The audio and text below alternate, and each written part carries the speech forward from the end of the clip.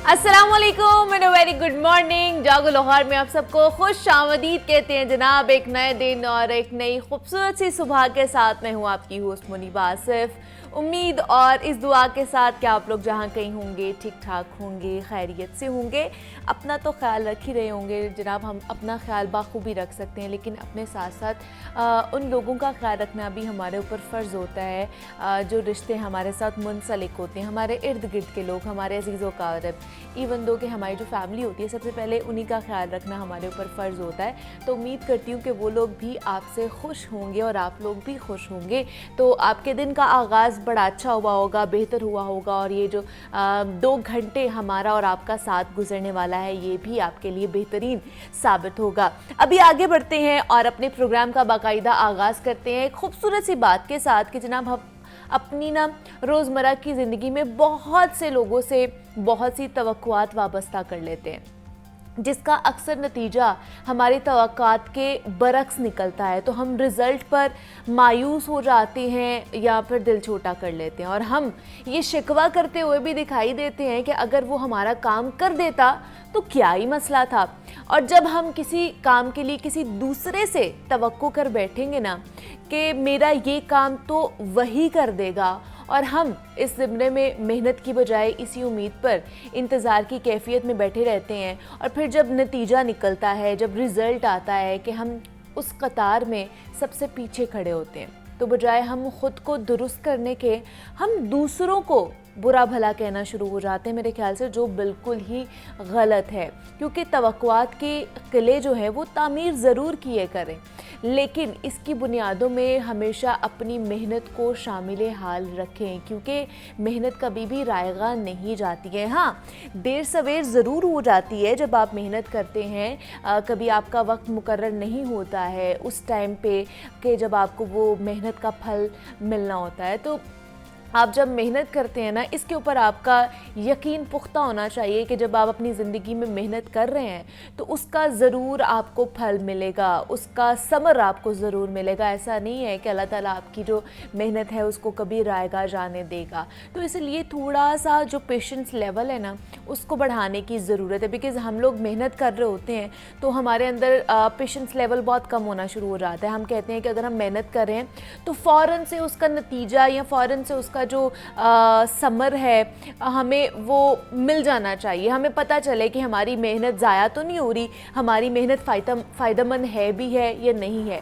तो इसलिए सब्र और तहम्मुल के साथ हमें किसी भी चीज़ के बारे में सोचना चाहिए, उसके बारे में मेहनत करनी चाहिए, जिद्दोजहद करनी चाहिए और ज़िंदगी में आगे बढ़ना चाहिए। तभी हमें एक खुशगवार ज़िंदगी हासिल होती है और हम भी अपनी मंजिल तक, अपनी मंजिल का तयन अच्छे तरीके से कर पाएंगे।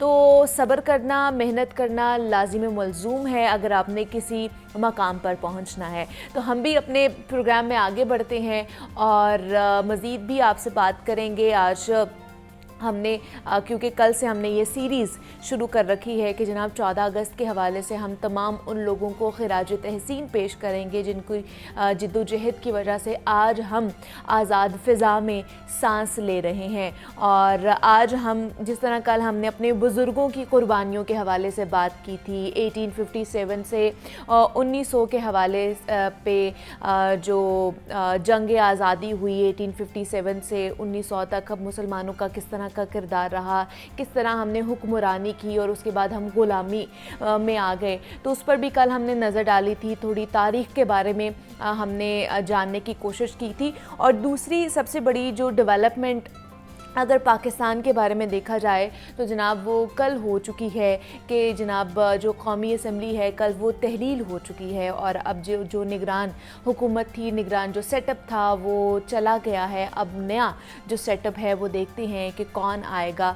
जब तक नए वज़ीर आज़म नहीं आते हैं तब तक जो है साबिक वज़ीर आज़म ही कहा जाएगा। शहबाज शरीफ साहब को अभी वो ही जनाब अपना जो टेन्योर है या जो अपने जो काम है वो जारी रखने वाले हैं। तो कल ये पाकिस्तान में एक बड़ी डेवलपमेंट ये हमारे सामने आई है। जनाब आप कुछ बात कर लेते हैं सेहत के हवाले से और सेल्फ़ केयर के हवाले से, क्योंकि जनाब अगर हम सेल्फ़ केयर करेंगे तभी हम अच्छे दिख सकते हैं। और वैसे भी आज हमने बात करनी है कि हमारी सेहत किस तरह बरकरार रख सकते हैं और दूसरे के हमारे बालों की सेहत हम किस तरह उसको बेहतर बना सकते हैं, क्योंकि आजकल हर कोई यही शिकायत कर रहा है कि मानसून का मौसम है, मानसून के मौसम में वैसे ही हेयर फॉल ज़्यादा होना शुरू हो जाता है, लेकिन इसके बाद भी बहुत ज़्यादा हेयर फॉल हो रहा है, बाल कम होना शुरू हो गए हैं, थिन होना शुरू हो गए हैं। तो हम लोग सबसे पहले डॉक्टर्स के पास भागते हैं। डॉक्टर्स के पास जाना भी बेहद ज़रूरी है, डर्माटोलॉजिस्ट के पास जाना भी बेहद ज़रूरी है, लेकिन उसके साथ साथ आपकी डाइटरी हैबिट्स किस तरह की, आप क्या खा रहे हैं, क्या आपको नहीं खाना चाहिए, इसके हवाले से भी आपको इन्फॉर्मेशन होना बहुत ज़्यादा ज़रूरी है। तो आज हम ख़ास तौर पर हेयर फॉल के हवाले से बात करेंगे कि हम अपने हेयर फॉल को किस तरह कम कर सकते हैं, कौन कौन सी हमें डाइट में अपनी चीज़ें इंक्लूड करनी चाहिए, कौन कौन से विटामिन हमें खाना चाहिए, सब्जियां खानी चाहिए, फल खाने चाहिए, इसके अलावा और क्या खाना चाहिए, इस पर बात करेंगे।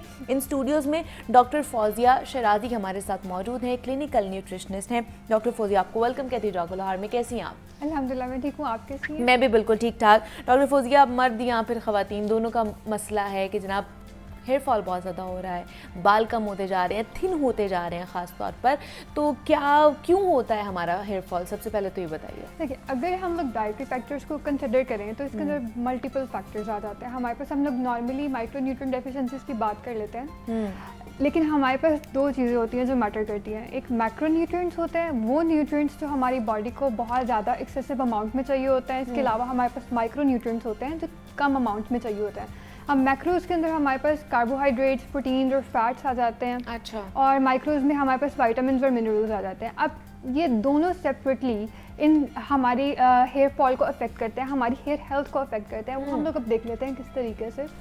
अब प्रोटीन सबसे पहले हमारे पास आ जाती है। आपको पता है कि हमारे जितने भी मसल मास है, हमारी पूरी बॉडी है प्रोटीन से बनी हुई। या इवन हम लोग कभी कोई भी हेयर प्रोडक्ट यूज़ कर रहे होते हैं, आपने कैरेटिन का नाम सुना होगा। हाँ। कैरेटिन उसका एक कंपोनेंट होता है। तो हमारे जितना भी हेयर प्रोडक्ट्स हो गए या तो हमारा अपना जो हेयर है ये बनता ही कैरेटिन प्रोटीन से है। अब कैरेटिन प्रोटीन के फर्दर ऑन हमारे पास कुछ कंपोनेंट्स होते हैं, मेथियोनाइन, और इसके अलावा हमारे पास एल-लाइजीन हो जाता है और सिस्टीन हो जाता है। ये वो कंपोनेंट्स हैं जो मिलके हमारे बाल बनाते हैं। अच्छा। अगर इनकी डेफिशिएंसी अब हमारे पास हो जाए तो जाहिर है अगर आपका बेसिक जो एक कंपोनेंट ही ठीक नहीं है तो किस तरीके से आपकी हेयर ग्रोथ होगी। अब सिस्टीन जो है ये हमारे हेयर का वॉल्यूम डेवलप होता है इससे। इसके अलावा हमारे पास जो किस रेट पे हेयर की ग्रोथ होती है ये डिटर्मिन करता है। ओके। अब ये सब चीज़ें हम लोग को डाइट से मिल सकती हैं। इनके सप्लीमेंट्स अवेलेबल है, लेकिन सप्लीमेंट्स की तरफ क्यों जाए जब हमारे पास डाइट है। हाँ, डाइट है। अब डाइट के अंदर हमें कहाँ से मिलेंगी? हमारे पास लीन प्रोटीन सोर्सेज हैं, मीट सोर्सेज आ जाते हैं, हमारे पास रेड मीट है, हमारे पास लीन प्रोटीन है, हमारे पास पोल्ट्री हो गई, इनके अंदर ये सब कुछ होता है। अच्छा। इसके अलावा हमारे पास होल ग्रेन्स हो जाती हैं। हम लोग का आम जो चक्की का आटा है उसके अंदर ये प्रोटीन्स अवेलेबल होती हैं हमारे पास। बल्कि एक रिसर्च भी आई थी कि इनके अंदर बेसिकली जो कंपोनेंट होता है वो सल्फ़र होता है, जिसकी वजह से हेयर ग्रोथ जो है वो हमारे पास कैरेटिन का भी वही कंपोनेंट है, हेयर ग्रोथ वही एनहांस करता है। अब आपने अक्सर सुना होगा कि प्याज का पानी लगाने से हेयर ग्रोथ ज़्यादा होती है। हाँ। और वो इसीलिए ज़्यादा होती है क्योंकि इसके अंदर सिस्टीन भी होती है। वाकई होती है प्याज के पानी से? होती है, इसके बारे में रिसर्च भी आ चुकी है। वो इसीलिए क्योंकि इसके अंदर सिस्टीन है और इसके अंदर मेथियोनाइन है। दोनों कंपोनेंट्स है कैरेटिन के। और कैरेटिन के कंपोनेंट्स जब हम लोग उनको डायरेक्टली अप्लाई करेंगे या डाइट के जरिए लेंगे उससे क्या होगा, हमारी हेयर ग्रोथ टेक्निकली एनहांस होगी। अब ये तो हमारे पास प्रोटीन की मतलब आज हमें पता चल गया कि हमने जो है वो इजीली हम लोग प्याज का पानी लगा सकते हैं। प्याज इवन ऑर्गेनोसल्फर कंपाउंड्स होते हैं ना इनमें, प्याजों में भी और गार्लिक भी, लहसुन भी, और ये जितनी भी पंजेंट चीज़ें होती हैं ना जिनका हमें थोड़ा सा वो पंजेंट टेस्ट आ रहा होता है, स्ट्रॉन्ग टेस्ट आ रहा होता है, उनके अंदर ऑर्गेनोसल्फर कंपाउंड्स होते हैं। ठीक है। इनकी वजह से हेयर ग्रोथ होती है क्योंकि इनमें सल्फर कंपाउंड्स है। अल्टीमेटली वो क्या करते हैं, हमारी जो कैरेटिन प्रोटीन है उसको स्ट्रेंथन करते हैं, उनका एक पार्ट होते हैं। अब इसके अलावा ये तो प्रोटीन का आपको मैंने बता दिया कि इनके सोर्सेज क्या है, हमें कहाँ से मिलेगा। इसके बाद हमारे पास आ जाते हैं फैट्स। अब फैट्स का क्या फंक्शन है? अब हमारा जो हेयर है ये जो हमारी स्कैल्प के अंदर लगा हुआ है ये इसको स्ट्रेंथ कहाँ से मिलती है? फैट्स के ज़रिए। ओके। अगर अब कोई इंसान है जिसको फैट्स की डेफिशिएंसी है तो ऑब्वियसली उसको हेयर फॉल बहुत ज़्यादा होगा क्योंकि उसकी शाफ्ट के ऊपर हेयर ठीक तरीके से लग ही नहीं रहे हैं, स्कैल्प उसके बल्ब्स के ऊपर मसला आने लग जाएगा, हेयर बल्ब्स के ऊपर। तो अब इन लोगों को क्या करना चाहिए? ओमेगा 3 फैटी एसिड्स जो हैं उनकी Okay. इनको डाइट के अंदर ऐड करना चाहिए। सही। इसके हमारे पास अब सप्लीमेंट्स अवेलेबल हैं, लेकिन सप्लीमेंट्स हाँ। के अलावा हमारे पास डाइट के में अंदर किस तरह हम कर हमारे सकते पास फ्लैक्स सीड्स आ जाते हैं, हमारे पास चिया सीड्स हैं, हमारे पास फैटी फिश है, और आप 1 स्पून टेबल स्पून ले लें अगर चिया सीड्स का, आपके पूरे दिन की रिक्वायरमेंट्स पूरी हो जाती हैं। Really? You don't really have to take anything else for that. Okay. तो आप आराम से अपनी रिक्वायरमेंट्स जो हैं वो चिया सीड्स के जरिए पूरा कर सकते हैं। फ्लैक्स सीड्स जैसे के बीच आम घरों में होते हैं हमारे पास, उनके जरिए आप अपनी रिक्वायरमेंट्स पूरी कर सकते हैं। मतलब एक दिन में अगर हम वो 1 स्पून खा रहे हैं तो हमारी एक रिक्वायरमेंट पूरी हो टेबल जाएगी। स्पून आप ले लें, जी बिल्कुल रिक्वायरमेंट्स पूरी हो जाएंगी। और बल्कि इसके अंदर और भी न्यूट्रिएंट्स हैं जो हेयर ग्रोथ के लिए बहुत अच्छे हैं, वो हम लोग जब माइक्रो की तरफ जाते हैं थोड़ा डिस्कस करते हैं उसमें डिस्कस कर, लेकिन ये भी तो हमारे देखने वालों को बताया ना, ये ना हो कि सिर्फ वो फ्लैक्स सीड्स पे या चिया सीड्स के ऊपर ही रह जाए, उसके अलावा कुछ खाएं ही ना। नहीं इसके अलावा हमारे पास सोर्सेज हैं। हमारे पास देखें फैटी फिश है सबसे ज़्यादा हमारे पास, इसका डेंस फूड जो है। इसके अलावा होल ग्रेन्स हैं। लेकिन हमारे यहाँ पे कहा जाता है ना, गर्मियों में हम लोग फिश नहीं खा सकते हैं। फिश खानी चाहिए, क्यों नहीं खानी चाहिए, फिश को इंक्लूड करना चाहिए डाइट के अंदर। हमारे पास जो बेसिक सोर्सेज ही है ना वो सीड्स हैं इसके ओमेगा 3 फैटी एसिड्स के, या हमारे पास इसके अंदर फैटी फिश है। ठीक है। और इसके अलावा हम लोग को ओमेगा 6 फैटी एसिड्स जो है उसका बहुत ज़्यादा सोर्सेज हैं, लेकिन मसला ये है ओमेगा 6 इवन तो हमें चाहिए हैं, लेकिन अगर हम उनको ज़्यादा मिकदार में ले लेंगे वो उल्टा मसला कर देंगे, हमारी बॉडी के अंदर इन्फ्लेमेशन ज़्यादा कर देंगे। इसलिए अक्सर कहते हैं कि हम लोगों ने ऑयली फूड बहुत ज़्यादा ले लिया तो एक्नी होने लग गई है, या तो हमारे स्किन इश्यूज होने लग गए। सेम कंडीशन है हमारे स्कैल्प के साथ, क्योंकि उससे ओमेगा 6 फैटी एसिड्स का जब इम्बैलेंस हो जाता है ना ओमेगा 3 और ओमेगा 6 का, तो उससे हमारी स्कैल्प पे इन्फ्लेमेशन होना शुरू हो जाती है। सीबम प्रोडक्शन जो है वो बहुत ज़्यादा हो जाती है। आप देखें अल्टीमेटली जब सीबम प्रोडक्शन ज़्यादा होगी क्या होगा, हमारे जिस्म के ऊपर माइक्रो ऑर्गेनिजम्स होते हैं जो नॉर्मली हमें हार्म नहीं करते, लेकिन ये सीबम उनका फूड है। तो जब आप उनको उनका एक फूड प्रोवाइड कर रहे हो, उनको एक मीडियम दे रहे हैं ग्रोथ का, तो वो तो बहुत ज़्यादा होंगे। आपको फिर खारिश भी आपने नोटिस किया होगा जब आप अपना सर नहीं देते, स्कैल्प होना शुरू हो जाता है ना, बहुत ज़्यादा इश्यू होता है। इसके अलावा फ्लेकीनेस होना शुरू हो जाती है, you start to develop different sorts of skin conditions. ये सब इसी वजह से ही होता है। उसके बाद हम लोग देख लेते हैं कार्बोहाइड्रेट्स को। अब कार्बोहाइड्रेट्स का एज डायरेक्ट लिंक तो नहीं है, लेकिन ये क्या करते हैं, अगर हम लोग प्रोसेस्ड कार्बोहाइड्रेट्स लें, मतलब जिस तरीके से हमारे पास बेकरी के आइटम्स हैं या रिफाइंड फूड्स लें जिसके अंदर मैदा बहुत ज़्यादा इस्तेमाल हो रहा है, तो ये अल्टीमेटली जो है ना हमारी हेयर ग्रोथ को हिंडर करेंगे। ये भी सीबम प्रोडक्शन ज़्यादा करेंगे, माइक्रो ऑर्गेनिजम्स की ग्रोथ ज़्यादा करेंगे और इन्फ्लेमेशन इंक्रीज़ करेंगे। अब हमारे पास आगे कंडीशंस आ जाती हैं कार्बोहाइड्रेट्स के यूजेस के लिए उन लोगों को जिनको इसका इशू होता है, जिनका मेटाबॉलिज्म जो है वो ठीक नहीं होता, डायबिटिक्स हो गए, PCOS। उसमें होता क्या है कि इंसुलिन रेजिस्टेंस बेसिकली हो रही होती है, जिसकी वजह से ग्लूकोज जो है आपकी बॉडी के अंदर बहुत ज़्यादा हो जाता है। ग्लूकोज आता है कहाँ से? कार्बोहाइड्रेट से। तो अब क्या होता है, इन लोगों को क्या करना चाहिए कि अपने पास ये जो प्रोसेस्ड फूड आइटम्स है, बेकरी आइटम्स हैं, इवन हमारे पास जूसेस हैं, फ्रूट जूसेस भी, इनको लिमिट कर देना चाहिए। ये ज़्यादा नहीं लेना चाहिए। आपको चाहिए कि आप होल ग्रेन्स लें।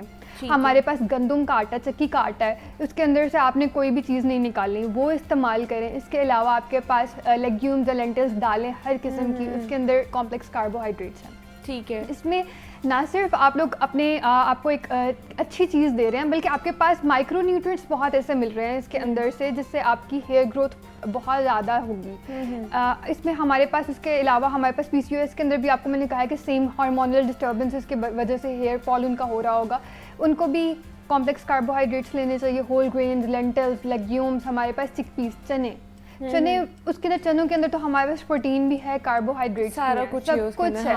और ये ऐसी चीज़ें हैं जो हमारे पास आम अवेलेबल है डाइट के अंदर। घर में ऑब्वियसली सब घर में होते हैं। अब प्रोटीन की जब हम लोग बात कर रहे थे, इसमें मैंने आपको एक चीज़ बतानी थी कि प्रोटीन की भी रिक्वायरमेंट्स होती हैं हमारे पास, कि अब ये नहीं कि एक बार खा लिया हमने कहा कि बस इतना हम लोगों ने ले लिया, अब और कुछ भी नहीं लेना, हमारी रिक्वायरमेंट्स पूरी हो गई हैं। इसका एक छोटा सा फार्मूला होता है कि अगर आपका जो किलोग्राम्स के अंदर वेट है, आप उसको 0.8 से मल्टीप्लाई कर दें, आपकी प्रोटीन रिक्वायरमेंट को आपका पता चल जाएगा। ठीक है। अब किस तरीके से आपने उसको बैलेंस आउट करना है, देखें एक अंडा है छोटा हमारे पास, उसके अंदर 7 ग्राम्स ऑफ प्रोटीन होती है।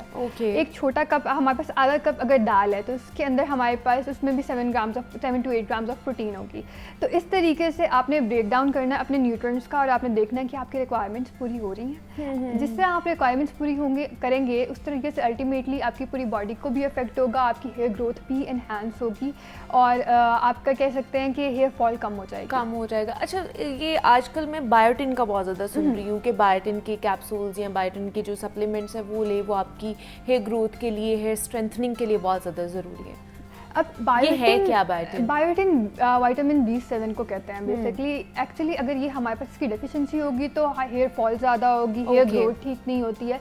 लेकिन जो हमारे पास मार्केट में सप्लीमेंट्स आ रहे हैं उनके अंदर बहुत हाई डोजेज है, उससे मसला तो कोई नहीं होता, लेकिन द थिंग इज़ कि अगर इसकी डेफिशिएंसी बहुत रेयर होती है। डेफिशिएंसी अगर कोई कच्चा अंडा बहुत ज़्यादा खाता है, उन लोगों को डेफिशिएंसी इसकी होती है बायोटिन की। अच्छा। अक्सर ये लोग जिम जो जाते हैं उनमें ये ट्रेंड चला होता है कि कच्चे अंडे उन्होंने खाने हैं, तो ये चीज़ जो है उनके अंदर इसलिए होती है क्योंकि इसमें एक प्रोटीन होती है एविडिन, वो बाइंड कर लेती है बायोटिन से और इसकी एब्जॉर्प्शन जो है हमारी बॉडी में रोक लेती है। इवन दो अंडा खुद एक बहुत अच्छा सोर्स है बायोटिन का, अगर हम 1 से 2 अंडे लें तो हमारी हाफ द रिक्वायरमेंट जो है पूरे दिन की वो पूरी हो जाती है, इससे हमें और कोई चीज़ इतनी लेने की ज़रूरत ही नहीं पड़ती है। लेकिन हम लोग क्या करते हैं, हम लोग एक तो सप्लीमेंट्स की तरफ भागते हैं, ऊपर से ये कच्चे अंडे वाली चीज़ ठीक नहीं है। आप क्या करें, आपने लेना है आप पका के लें, एविडेंस जो है वो डीनेचर हो जाएगी, आपका जो बायोटिन है वो मोर बायो अवेलेबल हो जाएगा, आप उससे आपकी बॉडी में अच्छे तरीके से एब्जॉर्प्शन हो जाएगी। अब आपको पता है कि कितने एक्सपेंसिव सप्लीमेंट्स मिल रहे हैं, आपको आराम से 1 से 2 अंडों के अंदर से आपकी बायोटिन रिक्वायरमेंट्स पूरी होगी। और खाली बायोटिन नहीं होता, ये चीज़ होती है कि हमारे पास खाली बायोटिन नहीं हमें चाहिए और भी वाइटामिन और मिनरल्स चाहिए। हाँ जी, इनमें हमारे पास अगर हम इन वाइटामिन और मिनरल्स की बात करें, एक हमारे पास चीज़ आ जाती है और कि हमारी जो अर्ली ग्रेइंग ऑफ हेयर शुरू हो जाती है कि बहुत जल्दी सफ़ेद बाल होना शुरू हो जाते हैं। हाँ। ये भी विटामिन डेफिशिएंसीज की वजह से होता है, विटामिन और मिनरल डेफिशिएंसीज के अंदर। इसमें हमारे पास फॉलेट या फॉलिक एसिड डेफिशिएंसी आ जाती है, इसके अलावा कॉपर डेफिशिएंसी आ जाती है हमारे पास, या पेंटोथेनिक एसिड की डेफिशिएंसी आ जाती है। इन तीनों की अगर डेफिशिएंसी होगी तो अगर आपको महसूस हो रहा है, अगर जेनेटिक फैक्टर नहीं है कि आपके ख़ानदान में ये चीज़ नहीं चलती आ रही कि आपके बहुत ज़्यादा वाइट बाल आना शुरू हो गए हैं, तो एक प्रोबेबल कॉज उसका ये भी हो सकता है कि आपको कॉपर, पेंटोथेनिक एसिड या विटामिन B5 या हमारे पास फॉलिक एसिड, इनकी डेफिशिएंसी है। ठीक है। अब आपको ये कहाँ से चीज़ें मिल सकती है? फॉलिक एसिड का अब एक ये मसला होता है कि अगर आप इसको पकाते हैं ना, कोई भी चीज़ जो इसका सोर्स है, तो ये डीनेचर हो जाता है, ये आपको उसका कोई फ़ायदा नहीं होता, ये डिस्ट्रॉय हो जाता है। फोलिक एसिड जो है ना, आप अगर लें तो वो उसको रॉ फॉर्म में लें, वो किस तरीके से इसके सोर्सेज को लें। आपके पास ये जितने भी लीफी ग्रीन्स हैं, आप उनके स्मूदी बना सकते हैं। सैलड बहुत अच्छी चीज़ है। आपको जिस तरीके से आप कह रहे थे कि हम लोगों ने खाली वो चिया सीड्स नहीं लेने, उनके अंदर भी किसी साथ चीज़ें ऐड ऑन करनी है। आप सैलड बनाएं अच्छा सा एक, आप उसके अंदर चिकन के बिट्स और पीसेस डालें, आप उसके ऊपर ये स्प्रिंकल कर लें, फ्लैक्स कर लें या चिया सीड्स, जो भी आपको अच्छा लगता है, तो आपके पास एक पूरी अपनी हेयर की डाइट आ गई है, एक पूरे का पूरे एक बोल आ गया जिसके अंदर आपके अंदर सारे न्यूट्रिएंट्स हैं, माइक्रो और मैक्रो, सब कुछ आपको इसके अंदर मिल रहा है। इसके अलावा एक और चीज़ मैं बताया करती हूँ और वो ये ओट्स। ओट्स बहुत अच्छी चीज़ है। ओट्स को आप हाफ कप ओट्स को आप रात को दूध के अंदर भिगो के रखें, ठीक है। उसके अंदर आप chia seeds 1 table spoon add करें, उसके अंदर आप बनानास ऐड कर दें। बनानास के अंदर भी आपके पास बायोटिन होता है किसी थोड़ी सी ना अमाउंट के अंदर। और बाकी ये जो सब चीज़ें हैं, इनसे आपको कॉपर मिल रहा है, इनसे आपको जिंक मिल रहा है, मतलब ये सुबह ब्रेकफास्ट करें। हाँ जी। और ये इससे एक और चीज़ होती है, पकाने का मैं इसलिए नहीं कहती क्योंकि इसके अंदर फाइटेट कंटेंट होता है। फाइटेट्स जो होते हैं ना, एंटी न्यूट्रिएंट्स होते हैं, कि ये क्या करते हैं कि जब हम लोग खाना पका रहे होते हैं या वैसे कोई चीज़ ले रहे होते हैं, तो ये न्यूट्रिएंट्स के साथ बाइंड कर जाते हैं। ये दालों में भी होते हैं और ओट्स में भी होते हैं, मुख्तलिफ, मतलब ये हार्ड ग्रेन्स जो है ना हमारे पास, इनके अंदर ये पाए जाते हैं। और जब हम लोग इनको सिंपली लेते हैं तो ये न्यूट्रिएंट्स की एब्जॉर्प्शन नहीं होने देते। अब ये यहाँ इस पॉइंट पे ये मैटर नहीं करता कि वो चीज़ कितने उसमें कितने न्यूट्रिएंट्स हैं, अगर उसमें फाइटेट कंटेंट ज़्यादा है, कुछ भी एब्जॉर्ब नहीं होगा आपकी बॉडी के अंदर। अब रात को हम लोगों ने जब प्री सोक कर दिया है सबको, तो उससे फ़ायदा ये होता है कि हमारा जो जितना भी फाइटेट कंटेंट है वो सारा का सारा डीनेचर हो जाता है, वो खत्म हो जाएगा। फिर वो आपको उसको कुक करना नहीं पड़ेगा, कुक नहीं करना पड़ेगा, आपके लिए वो बहुत एक अच्छी चीज़ मिल जाएगी आपको, बल्कि जितने भी न्यूट्रिएंट्स हैं वो सारे बायो अवेलेबल होंगे इसके अंदर। ठीक है, उसमें कोई भी आपको फिर ऐड ऑन करने की चीज़ ज़रूरत नहीं। अच्छा, ये तो हमने इसमें ख़वातीन के हवाले से हमने बात की, मर्द हज़रात के भी हेयर फॉल बहुत ज़्यादा होता है, उसके हवाले से बताइए, उनमें कौन सी कमी होती है जिसकी वजह से? मर्दों के अंदर जो ज़्यादातर होता है, एक तो जिंक डेफिशिएंसी होती है और दूसरी उसके अंदर होती है सेलेनियम डेफिशिएंसी। अच्छा। अब ये दो न्यूट्रिएंट्स ऐसे हैं, इनसे सिर्फ हेयर फॉल पे इफेक्ट नहीं पड़ेगा, इनफर्टिलिटी भी होगी इससे। तो अब इनके इससे बेसिकली क्या होता है, सेलेनियम जब इसकी डेफिशिएंसी होती है आपकी हेयर ग्रोथ नहीं होगी, आपका जो हेयर ग्रोथ का रेट है वो बहुत कम हो जाएगा। इसके अलावा जो टेस्टोस्टेरोन लेवल्स जो होते हैं आदमियों के अंदर, वो मेल पैटर्न बॉल्डनेस जिसको हम लोग कहते हैं, वो भी कॉज करते हैं हेयर फॉल को। अब किस तरीके से वो सेम MNT जो है इनकी मेडिकल न्यूट्रिशन थेरेपी वो बिल्कुल सेम है कि आप लोगों ने क्या करना है कि सेलेनियम के रिसोर्सेज उसके अंदर हमारे पास क्या आ जाता है, सबसे हमारे पास रिचेस्ट सोर्स है ब्राज़ील नट्स। इससे ज़्यादा कोई रिचेस्ट सोर्स नहीं है सेलेनियम का कि इवन आप सिर्फ एक अगर ब्राज़ीलियन नट आप दिन के अंदर खा लें, आपको किसी और चीज़ की ज़रूरत है। और ये इजीली अवेलेबल है मार्केट से। इसके अलावा अगर आपको नहीं मिल रहे तो सनफ्लावर सीड्स आप ले लें। ओके। सनफ्लावर सीड्स के अंदर भी ब्राज़ीलियन नट्स थे, थोड़ी है सेलेनियम, लेकिन आपकी रिक्वायरमेंट पूरी कर देंगे। लेकिन मैं जो नॉर्मली रिकमेंड करती हूँ थायराइड के पेशेंट्स को भी और वैसे भी, वो मैं उनको ब्राज़ीलियन नट्स का ही कहती हूँ क्योंकि वो आपको ज़्यादा खाने नहीं पड़ते। एक अदद अगैन आप वही ऑटमील वाला जो मैंने आपको बताई है रेसिपी, उसके ऊपर आप ब्राज़ीलियन नट एक अदद थोड़ा सा उसको स्लाइस करके डाल लें तो आपकी वो पूरी की पूरी रिक्वायरमेंट्स हो जाएंगी। उसमें आपके पास अमीनो एसिड्स जितने भी हैं हमारे पास, मेथियोनाइन, लाइजीन हो गया हमारे पास, सिस्टीन, जितने जो मतलब बेसिक कंपोनेंट्स हैं जो हमारे बाल बनाते हैं, वो सब कुछ आपको इसके अंदर मिल जाएगा। वो सिर्फ उस बाउल के अंदर या वो ब्राज़ीलियन नेट के अंदर? पूरे बाउल के अंदर, क्योंकि हम लोगों के लिए मॉडरेशन लेके आनी है। एक चीज़ से हमें पूरे न्यूट्रिएंट्स नहीं मिलेंगे, हम लोगों ने कोई ऐसी चीज़ बनानी है जिसके अंदर हमारे सारे के सारे वो प्लेथरा ऑफ न्यूट्रिएंट्स जो है वो सबके सब उसके अंदर पूरे आ जाए। और हम लोग को ये मसला होता है बार बार खाते हुए कि हम लोग बार बार खाएंगे, कितना खाएंगे। तो एक चीज़ हमें न्यूट्रिएंट डेंस मिल रही है, न्यूट्रिएंट डेंसिटी बेसिकली जो है ना वो मैटर करती है कि उसमें कितने न्यूट्रिएंट्स हैं हमारे पास। उसमें प्रोटीन भी आ रही है, कार्ब्स भी आ रहे हैं, हमारे फैट्स भी उसके अंदर आ रहे हैं, उसमें डिफरेंट सॉर्ट्स ऑफ न्यूट्रिएंट्स आ रहे हैं। हमारे चिया सीड्स जो है उसके अंदर हमें जिंक, कॉपर सब कुछ मिल रहा है। हर चीज़ जो हमें बालों के लिए ज़रूरी है वो सारी रिक्वायरमेंट्स हमारे एक छोटे से बोल से पूरी हो रही है, एक्सेप्ट प्रोटीन। प्रोटीन आपको दिन में 3 से 4 बार लेनी पड़ेगी, ठीक है। उसके अलावा बाकी आपकी सारी रिक्वायरमेंट्स उससे पूरी हो रही है। तो वो प्रोटीन का सोर्स ये जो अंडा है ये भी पूरा कर सकता है? देखिए, आप अगर 0.8 ग्राम पर केजी के लिहाज से देखें ना तो आपकी एटलीस्ट 75 ग्राम्स तक प्रोटीन बनती है। अंडे में सिर्फ 7 ग्राम प्रोटीन है। ओके, ठीक है। अब आप उसके अलावा अगर आप अफोर्ड कर सकते हैं तो आप लीन प्रोटीन के सोर्सेज पोल्ट्री वगैरह उसके अंदर ऐड कर सकते हैं। अगर नहीं अफोर्ड कर सकते तो दालें आपके पास, दालें बेहतरीन सोर्स हैं। लेकिन दालों की बायो अवेलेबिलिटी इंक्रीज करने के लिए you have to squeeze a lemon on it. एक लीमू उसके ऊपर स्क्वीज करें क्योंकि उसमें विटामिन सी होता है, तो वो आपके लिए वो ज़्यादा अच्छा, वो बेनिफिशियल हो सकता है। डॉक्टर फौजिया शराजी क्लिनिकल न्यूट्रिशनिस्ट हमारे साथ मौजूद थे। डॉक्टर फौजिया बहुत शुक्रिया आपके वक्त का कि आप यहाँ पर आए। और हेयर फॉल के हवाले से हम बात कर रहे थे कि उसके लिए हमें कौन कौन सी अपनी डाइटरी हैबिट्स जो हैं उसको चेंज करने की ज़रूरत है। यहाँ पर एक छोटी सी ब्रेक लेते हैं, मिलते हैं इस ब्रेक के बाद।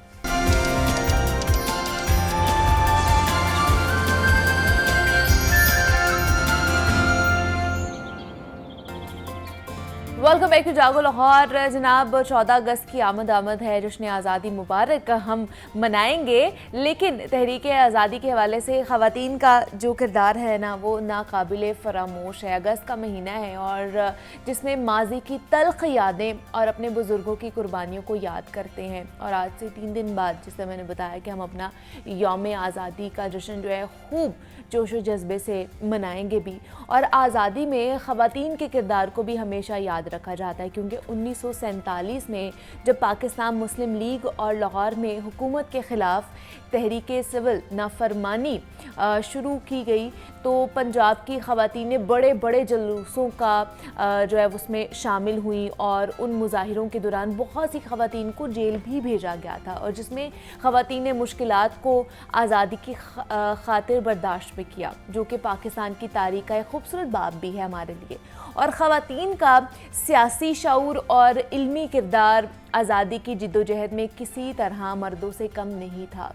तहरीक आज़ादी में इनके कारनामे ना सिर्फ नुमायाँ तारीख़ का हिस्सा बन गए हैं, बल्कि हमेशा उनको याद भी किया जाता है, जो आज की ख़वातीन के लिए एक मशअल राह भी है।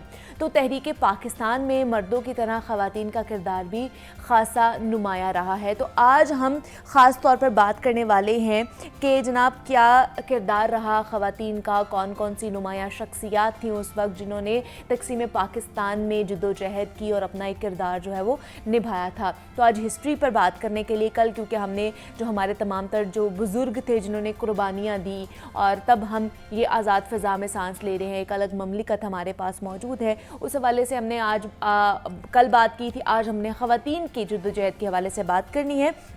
इस पर बात करने के लिए हमारे साथ इन स्टूडियोज़ में मौजूद हैं प्रोफेसर रुबीना कमाल हैं, जो कि सीनियर एजुकेशनिस्ट भी हैं, सोशल वर्कर भी हैं, और उसके साथ साथ जनाब प्रिंसिपल हैं government graduate college Markaz are की। डॉक्टर रुबीना, आपको वेलकम कहती हूँ जागो लाहौर में। कैसी हैं आप?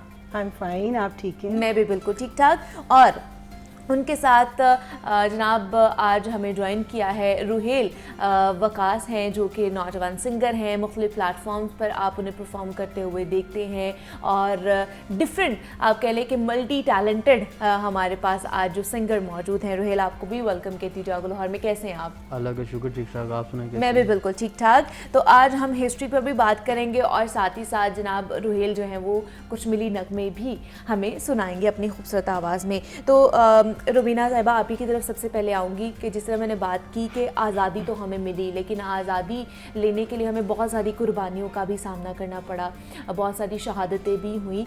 तो ख़वातीन का किरदार कितना नुमाया था और किस तरह का किरदार था, इस पर रोशनी डालिए। जी बिल्कुल, आपको पता है कि जो हमारी विमेन हैं they form a major part of population.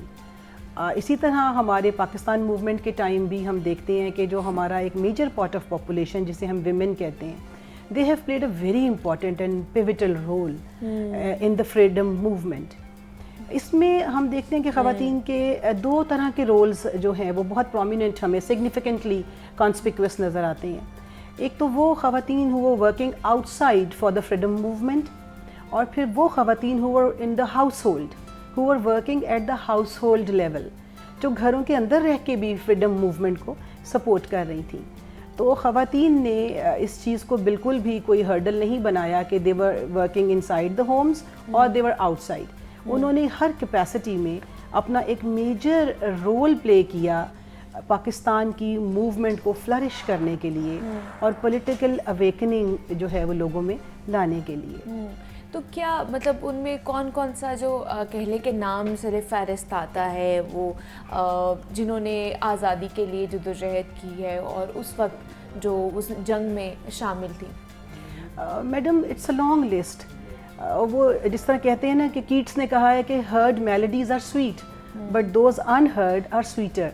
तो वो ख़वातीन जिनका हम जानते हैं, हम सब हिस्ट्री में नाम जानते हैं, उनके नाम तो हैं ही। यहाँ पे वो ख़वातीन भी हैं जिनके शायद हिस्ट्री में नाम नहीं है, लेकिन they have led their lives, उन्होंने अपनी ज़िंदगियों की कुर्बानियाँ दी हुई हैं। और जिन ख़वातीन को हम जानते हैं उनकी भी माशाल्लाह एक लंबी लाइन है।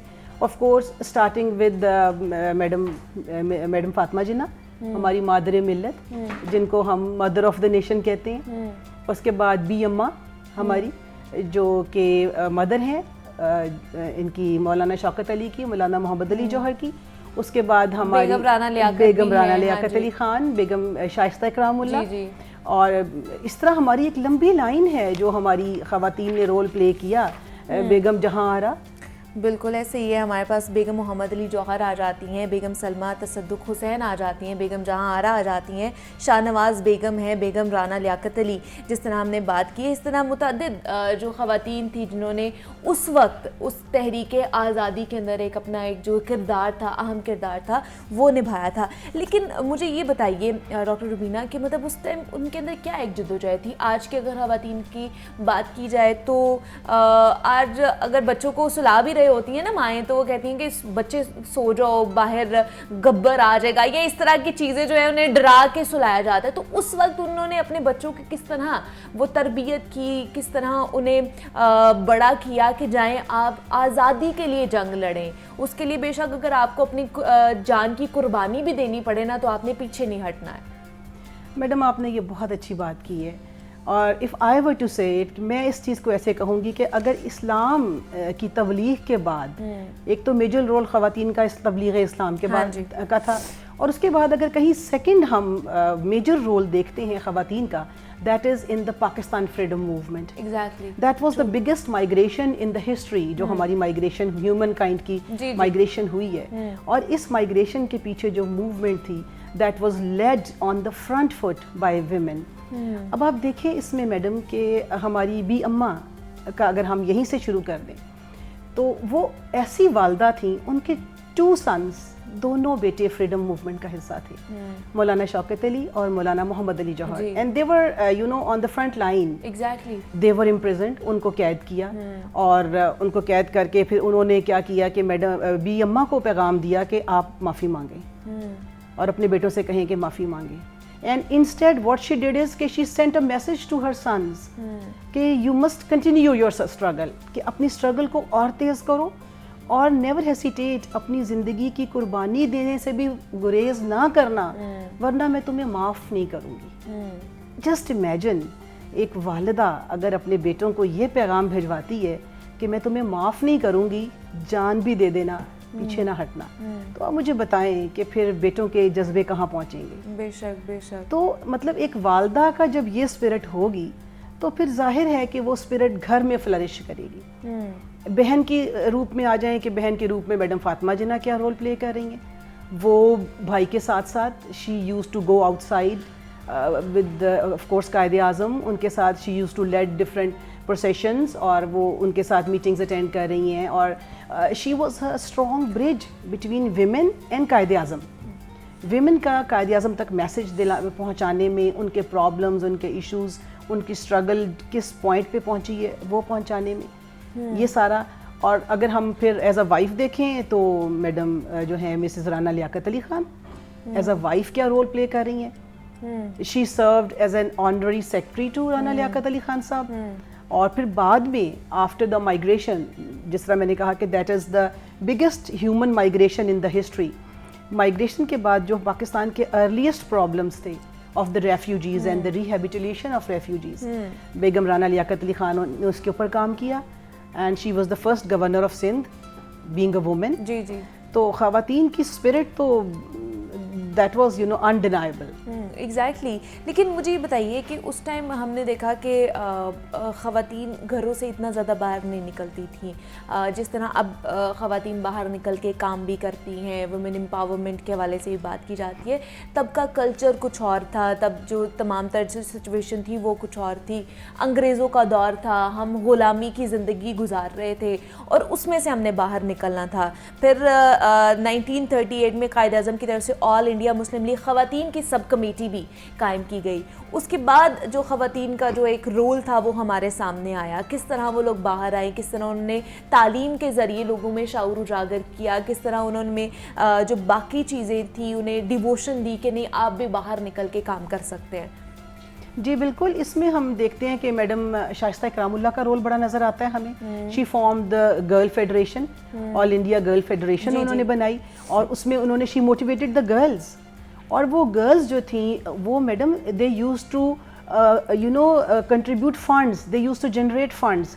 वो फंड्स जनरेट करती थी और उस फंड्स के साथ they used to travel throughout the country, पूरे मुल्क में ट्रैवल करके वो लोगों को पॉलिटिकल अवेयरनेस और नेशनलिज्म, अच्छा, जो सबसे बड़ी बात ये थी कि नेशनलिज्म की स्पिरिट को जो है वो प्रोवोक करना। उस वक्त तो नेशनलिज्म का इतना आइडिया नहीं था, हाँ जी। लेकिन ये ख़वातीन ही थी जिन्होंने नेशनलिज्म के आइडिया को प्रमोट किया और बताया कि why it is important to have an independent country. ये इंडिपेंडेंट कंट्री का जो आइडिया है, why it is inevitable for us. और इवन देखिए, जिस तरह मैंने कहा कि अनहर्ड मेलोडीज आर स्वीटर, ऐसी कहानियाँ भी हैं जो शायद हमने हिस्ट्री के पेजेस पे उस तरह नहीं हैं, लेकिन जब हमने अपने एंसेस्टर से स्टोरीज सुनी तो उन्होंने बताया कि वो कुरान पाक पढ़ाती थी और कुरान पाक से रिलेट करती थी आज़ादी को। और वो घरों में चुपके उस वक्त आपको पता है कुरान पाक की तिलावत भी मना थी कि आप नहीं कर सकते थे, पाबंदी लगाई गई। तो ये ख़वातीन ही थी कि जो घरों में चुपके कुरान पाक पढ़ाती थी, ना सिर्फ अपने बच्चों को बल्कि नेबरहुड के बच्चों को भी चुपके कुरान पाक पढ़ाती थी और कुरान पाक के साथ साथ फिर साथ नेशनलिज्म का दर्स भी दे देती थी। तो ये सारी चीज़ें, ये जिद्दोजहद जो थी वो चलती आ रही थी। मज़ीद भी हम इस पर अपनी गुफ्तगू करेंगे, लेकिन अभी हम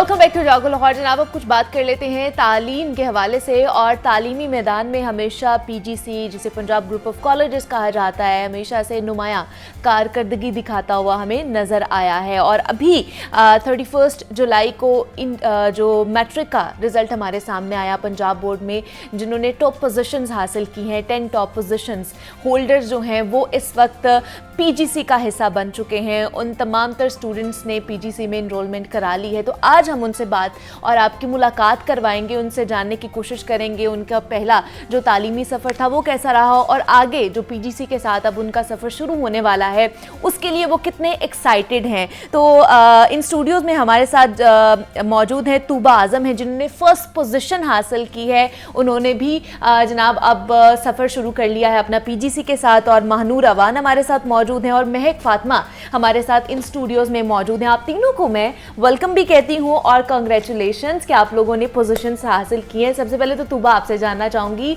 कितनी मेहनत करनी पड़ी आपको फर्स्ट पोजीशन हासिल करने के लिए, और दूसरा पंजाब कॉलेज आने के लिए कितनी एक्साइटेड थी आप? सबसे पहले तो अल्लाह का बहुत बहुत शुक्र है and thank you so much for the congratulations. मेहनत दैन ऑब्वियसली वो एज अ स्टूडेंट हर किसी को करनी पड़ती है, because there is no substitute for hard work.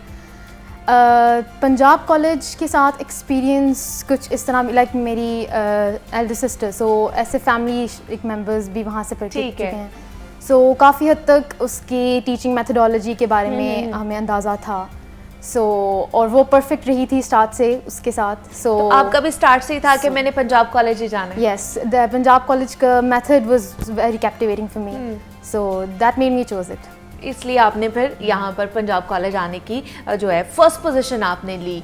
तो कौन से सब्जेक्ट थे, किस में आपने जो है वो एक्सेल किया है?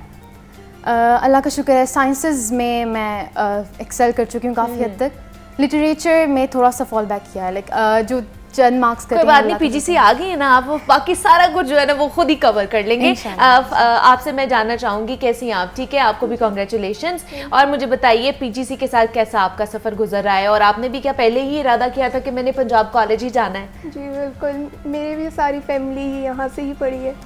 बहुत वेल डिसिप्लिन और वेल मैनर्ड इंस्टीट्यूट है, इस वजह से मैंने इसको चूज़ किया है। और महक फातिमा भी हमारे साथ मौजूद है। महक, आपका किस तरह का एक्सपीरियंस था और किसने आपको सजेस्ट किया, या आपने भी पहले ही पंजाब कॉलेज के बारे में पहले ही पढ़ रखा था और लोगों से सुना हुआ था कि कितना अच्छा है?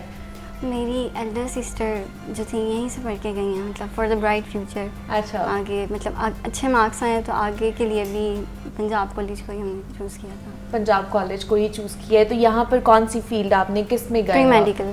ह्यूमैनिटीज में। और आप? प्री मेडिकल में। और आपने तो बात प्री इंजीनियरिंग। अच्छा जी, इंजीनियर बनना है आगे जाके इंशाल्लाह। और उसमें भी आपने तो जो हमने ऑब्वियसली मैं भी पीजीसी से ही पढ़ी हूँ, उसके बाद फिर मैं यूसीपी गई और मेरा भी वहीं से ताल्लुक था। तो हम सारे इस वक्त पीजीसी वाले बैठे हुए हैं, तो खुशी होती है जब बाकी बच्चे भी यहाँ का रुख करते हैं और अपने सफ़र का आगाज़ करते हैं। तो मुझे बताइए सबसे ज़्यादा अच्छी चीज़ आपको पीजीसी की क्या लगी है? मतलब मुझे जो लगा है वो डिसिप्लिन लगा था कि वहाँ पे वेल डिसिप्लिन हर चीज़ है। आपको पढ़ाई के लिहाज से आपको पीजीसी में अगर आप पढ़े तो उसके बाद आपको किसी और एकेडमी में जाने की ज़रूरत नहीं पेश आती है। जी, बिकॉज वो अपने स्टूडेंट्स पे स्ट्रगल करना जानते हैं, दे नो। और एज अ सेड के एक्सपीरियंस रहा है काफ़ी फैमिली मेम्बर्स का भी, तो टीचिंग मेथडोलॉजी भी और स्टूडेंट्स पे स्ट्रगल कैसे करनी है, उन्हें किस तरह अपने एम की तरफ अप्रोच करने के लिए गाइड करना है।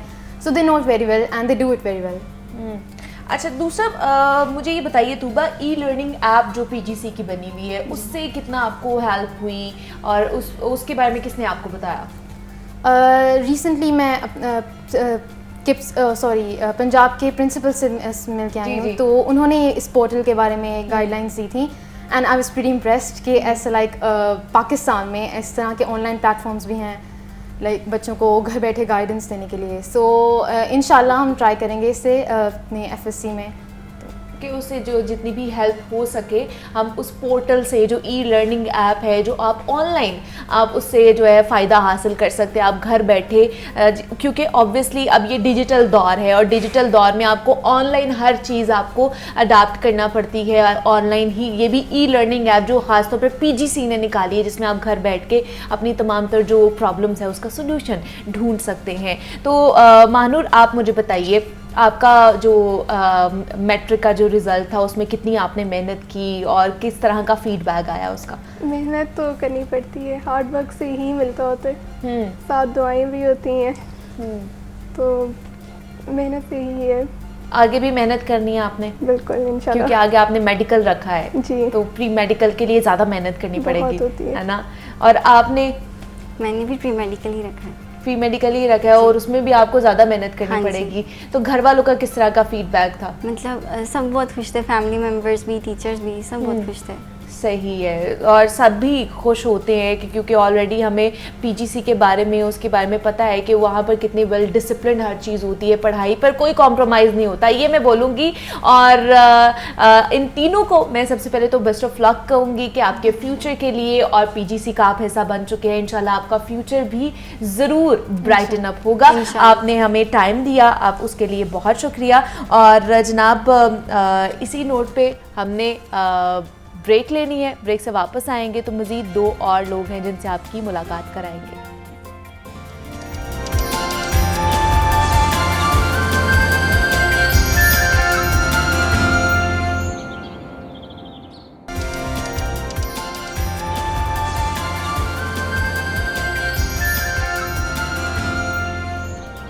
ब्रेक से वापस आ चुके हैं जनाब, और 2 और टॉपर्स हमारे साथ मौजूद हैं। ब्रेक पर जाने से पहले भी हमने आपकी टॉपर से मुलाकात कराई थी। इस वक्त अब्दुल्ला हमारे साथ मौजूद हैं और फैज़ान अहमद हमारे साथ मौजूद हैं।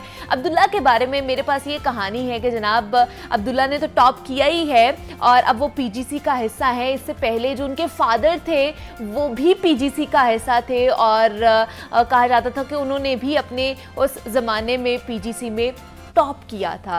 तो क्या इंस्पिरेशन रही अब्दुल्ला के लिए, उन्होंने फादर से क्या कहानियाँ सुनी थी पीजीसी के बारे में, उनसे जानेंगे। और फैज़ान ने भी हमें ज्वाइन किया है, फैज़ान से भी उनके सफ़र के बारे में, उनकी जर्नी के बारे में जानेंगे। आप दोनों को भी कॉन्ग्रेचुलेशंस और वेलकम टू जागो लाहौर। अब्दुल्ला, किस तरह का सफ़र रहा आपका पीजीसी के साथ, और फादर से किस तरह की जो स्टोरीज थी वो इंस्पिरेशन कितनी मिली आपको? जी, फादर पहले स्टूडेंट थे पंजाब कॉलेज के, उन्होंने लेगेसी का बताया और स्टार्ट जब उन्होंने लिया तो उन्होंने टीचर्स के बारे में बताया कि उन्होंने हमें कितना सपोर्ट किया। उसके बाद ब्रदर और सिस्टर दोनों ने अल्हम्दुलिल्लाह टॉप किया लाहौर बोर्ड में और दोनों पंजाब कॉलेज से थे। क्या बात तो है। बस मतलब ये आप एक लेगेसी लेके चल रहे हैं। मैं भी इस लेगेसी को कंटिन्यू करना चाहूँगा। अल्हम्दुलिल्लाह मैट्रिक में मैंने टॉप किया, काफ़ी मेहनत की, बाकी वालिदैन की दुआएं होती हैं। अब आगे पीजीसी जो है इंशाल्लाह वो फुली सपोर्ट करते हैं और उनका टेस्टिंग सिस्टम जो है वो पोजीशन इंश्योर करवा ही देते हैं इंशाल्लाह इंशाल्लाह। और मज़ीद भी आपको पॉलिश करेंगे, आपके जितना भी टैलेंट अंदर छुपा हुआ है उसको और पॉलिश करेंगे। फैज़ान, आपका सफ़र किस तरह शुरू हुआ? मैट्रिक में आपने पोजीशन ली, अब आपका पीजीसी के साथ जो है वो जर्नी शुरू होने वाली, कितने एक्साइटेड हैं आप? अस्सलाम वालेकुम। सबसे पहले तो अल्लाह ताला का शुक्र है मैं अभी इधर बैठा हुआ हूँ। और पीजीसी का जर्नी, यानी कि पीजीसी तो हमारी पहले से सिलेक्शन थी, हमने पीजीसी के बारे में बहुत कुछ सुना हुआ था, यानी कि उनका टेस्ट सिस्टम, उनकी एजुकेशन, उनका ई लर्निंग प्रोग्राम सारा ही बहुत बेहतरीन था। उसके अलावा अब पीजीसी जाने के बाद ना एकेडमी की ज़रूरत नहीं रह जाती। ये भी एक बहुत बड़ा हमारे पास एडवांटेज है, वरना बाकी स्टूडेंट्स को बाद में फिर एकेडमी भी ज्वाइन करनी पड़ती है, ज़्यादा थकावट होती है। अगर वही चीज़ अगर हम लर्निंग को देंगे तो थोड़ा बेहतर हो जाएगा। उसके अलावा मेहनत तो की थी अल्हम्दुलिल्लाह, और लेकिन दुआएं भी मेरे वालिदैन ने, मेरे बाकी घर वालों ने, मेरे टीचर्स ने मुझे बहुत अच्छा पढ़ाया, दुआएं भी की थी और अल्लाह ताला ने, अल्लाह का शुक्र है, आज ये मुकाम अता फरमा दिया। अच्छा, दूसरा मुझे बताइए ई लर्निंग ऐप, मैं आपसे भी जानूंगी और आपसे भी कि ई लर्निंग ऐप आपको क्या लगता है, कितना अच्छा इनिशिएटिव लिया गया है पीजी की तरफ से? ऑफ कोर्स अब देखें, अगर किसी वजह से अगर कोई छुट्टी हो जाए पीजीसी से, यानी कि कॉलेज से कोई छुट्टी हो जाए, हमारा कोई लेक्चर्स मिस हो जाए, कोई प्रॉब्लम हो जाए, आगे वो हमारे पास ऐप होगी, हम घर आके उसमें लॉगिन आईडी वगैरह पासवर्ड डालेंगे और हमारे पास वो लेक्चर्स खुल जाएंगे, यानी कोई प्रॉब्लम ही नहीं है, कोई टेंशन नहीं है। कि हमने अपने दोस्त को फ़ोन करना है कि यार क्या काम मिला है, हमें बता दो, ये सारा इजी होने वाला है। आप क्या कहेंगे अब्दुल्ला इसके बारे में? ई लर्निंग मॉड्यूल में मुझे एक चीज़ ये काफ़ी अच्छी लगती है कि उसमें आप जो भी question on the time send करते हैं उन्हें, अच्छा। तो आपको ऑन द टाइम जो भी टीचर उस पर अवेलेबल होता है वो आपको वापस उसका आंसर कर देता है। ओके, मतलब ये सबके लिए, खासतौर पर बच्चों के लिए बहुत अच्छा होने वाला है। हमारे साथ अब्दुल्ला और फैज़ान मौजूद थे। आप दोनों का बहुत शुक्रिया कि आप दोनों यहाँ पर आए, और इसी नोट पे हमें इजाज़त दीजिए। अपना बहुत सारा ख्याल रखिएगा। अल्लाह हाफ़िज़।